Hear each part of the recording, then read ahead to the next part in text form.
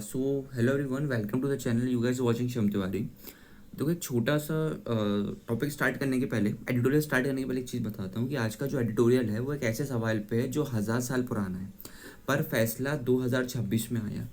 ठीक है, तो अब इसके बारे में प्रॉपर पूरी चीज़ हम कवर करते हैं इस एडिटोरियल में। स्टार्ट करते हैं। First and foremost on the Bhojshala ruling 20 में the Hindu article, shared use of dispute religious site should be allowed to continue. देखो, सबसे पहले और सबसे ज़रूरी बात भोजशाला के फैसले पे, जिन जगहों पे धर्म का झगड़ा है वहाँ दोनों धर्म के लोग को वहाँ दोनों धर्म के लोगों को ना इस्तेमाल करने देना चाहिए।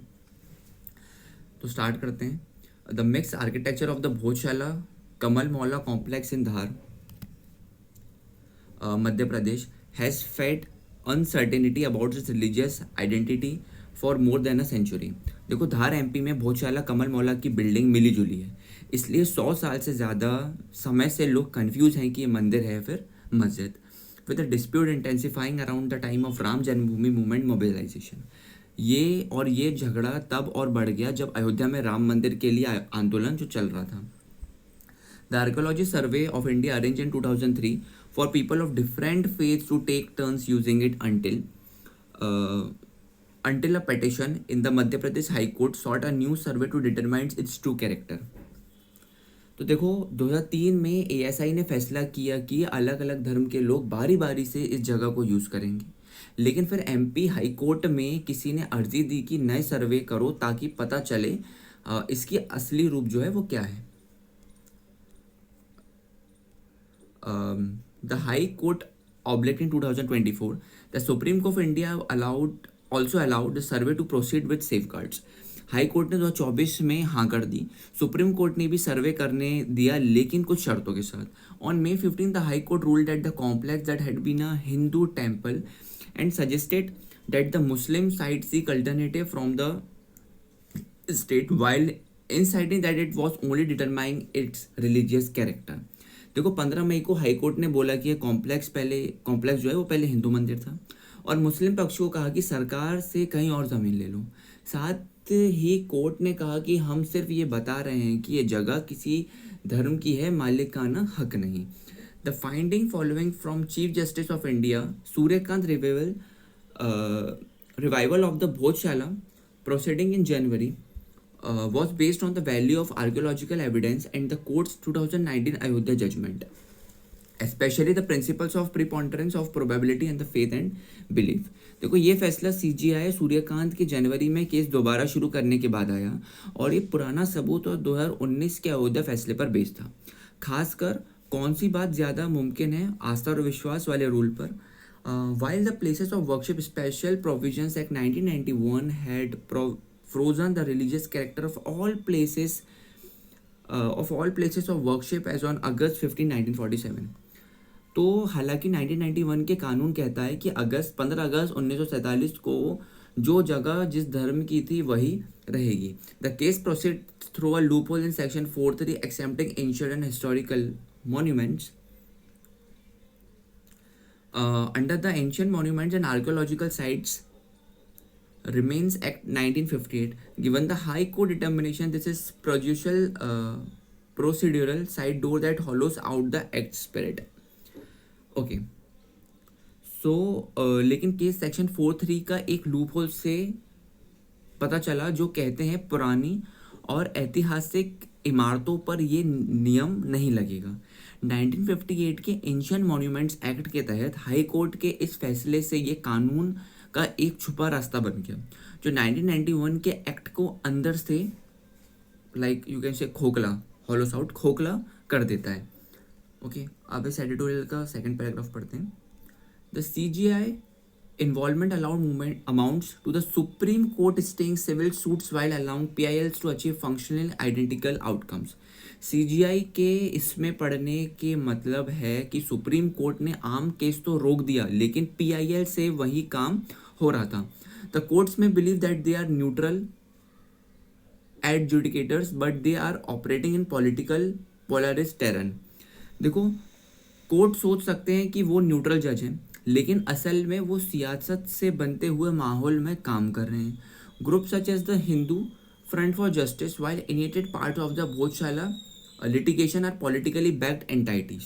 देखो, हिंदू फ्रंट फॉर जस्टिस जैसे ग्रुप जिन्होंने भोजशाला केस शुरू किया सियासत से जुड़े हुए हैं, using judicial findings to consolidate allegation around contested religious site, और कोर्ट के फैसलों का यूज करके विवादित धार्मिक जगहों पर आंदोलन को मजबूत कर रहे हैं. Archaeology ambiguities in medieval structure are not new. देखो, मध्यकाल की इमारतों में कन्फ्यूजन पहले से है. Okay, however adversarial litigation in the form of courts asking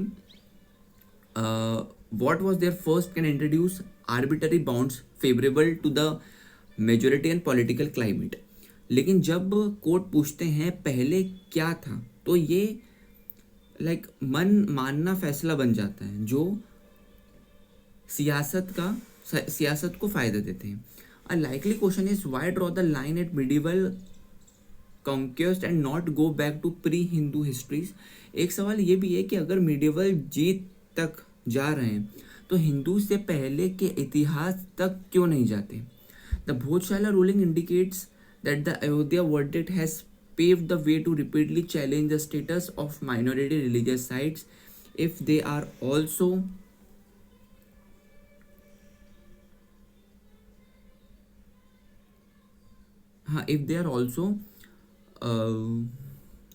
protected by the survey, extending a record that already includes Gyanvapi, Shahidgah and the Bijamandal complex. तो भोजशाला का फैसला दिखाता है कि अयोध्या के बाद अब बार बार धार्मिक जगहों को चैलेंज किया जा रहा है. अगर वो एएसआई के पास है एएसआई के पास है जैसे ज्ञानवापी, शाहिदगाह और बीजामंडल के साथ जो हो रहा है. Okay, so 1991 act needs to be enforced strictly with no determination of religious character except when pertaining to title disputes already pending at the time of its enactment. Equally shared use should be the norm as democratic coexistence outweighs and any question relating to first ownerships. तो देखो, editorial ख़त्म होते हुए 1991 के साथ जो सख्ती से लगाना चाहिए और ये जगह जिस धर्म की है ये तय करना बंद करना चाहिए, सिवाय उन ज़मीनों के झगड़ों को जो 1991 में पहले से कोर्ट में चल रहे थे. साथ ही सजा इस्तेमाल नॉर्मल होना चाहिए, क्योंकि लोकतंत्र में साथ रहना पहले किसका था ये सवाल से ज़्यादा इम्पोर्टेंट है और ज़्यादा ज़रूरी है. अब इसी के हम टॉप 5 इम्पोर्टेंट करंट अफेयर्स भी पढ़ेंगे जो आने वाले एग्जाम्स में ज़रूर आ सकते हैं. स्टार्ट करते हैं फर्स्ट वन के साथ. According to the editorial, what was the arrangement made by ASI in 2003 for the Bhojshala Kamal Molla complex. तो देखो, 2003 में एएसआई ने भोजशाला के लिए क्या नियम बनाए थे. तो उसका जो आंसर है वो है shared use Hindus on Tuesday for puja, Muslims on Friday on for namaz. तो देखो, एएसआई ने बोला दोनों धर्म के लोग बारी बारी यूज़ करो. मंगलवार हिंदू यूज़ करेंगे और शुक्रवार मुस्लिम लोग यूज़ करेंगे. झगड़ा ख़त्म और तरह के शांति से रहो. ये चीज़ें आगे बढ़ते हैं. On which date Madhya Pradesh high court rule that the Bhojshala complex had been a Hindu temple. तो किस तारीख को एमपी हाई कोर्ट बोला कि भोजशाला पहला मंदिर था. तो ये हुआ था 15 मई 2026 को. ओके, तो 15 मई 2026 को कोर्ट ने फैसला दिया कि ये जगह पहले मंदिर थी. मुस्लिम साइड को कहा अलग ज़मीन लो. Third one, which loophole in the Places of Worship Act 1991 was used to allow the Bhojshala case to proceed. तो देखो, 1991 एक्ट के किस लूप होल से भोजशाला केस चला. तो वो था section 43 एग्जाम्प्टिंग ancient and historical monuments under ASI. तो देखो, 1991 के लॉ 1947 के स्टेटस फ्रीज करता है, पर अगर जगह एंशिएंट मॉन्यूमेंट्स है तो एग्जाम्प्ट है. भोजशाला एएसआई के पास है, इसलिए केस चल गया. Fourth one, as per the editorial, what principle from the 2019 Ayodhya judgment was used in the Bhojshala ruling. तो देखो, अयोध्या 2019 के फैसले का कौन सा रूल भोजशाला में लगा. तो principle of preponderance of probability and faith and belief. Court ने बोला सबूत और आस्था दोनों देखो, कौन सी बात ज़्यादा मुमकिन लगती है और लोगों का विश्वास क्या है, उसके बेसिस पे फैसला होगा. तो इसका एक लास्ट क्वेश्चन, इसका आंसर आप कमेंट सेक्शन में देना, मैं समझा देता हूँ आपको. What is the main solution proposed by the Hindu editorial to handle disputed religious site. तो एडिटोरियल का डिस्प्यूटेड जगह के लिए मेन सॉल्यूशन क्या था. अब मेन सॉल्यूशन क्या था, अब इसका आंसर आप मुझे देंगे कमेंट सेक्शन में. ओके, तो मिलते हैं एक नए एडिटोरियल के साथ, तब तक के लिए जय हिंद जय भारत.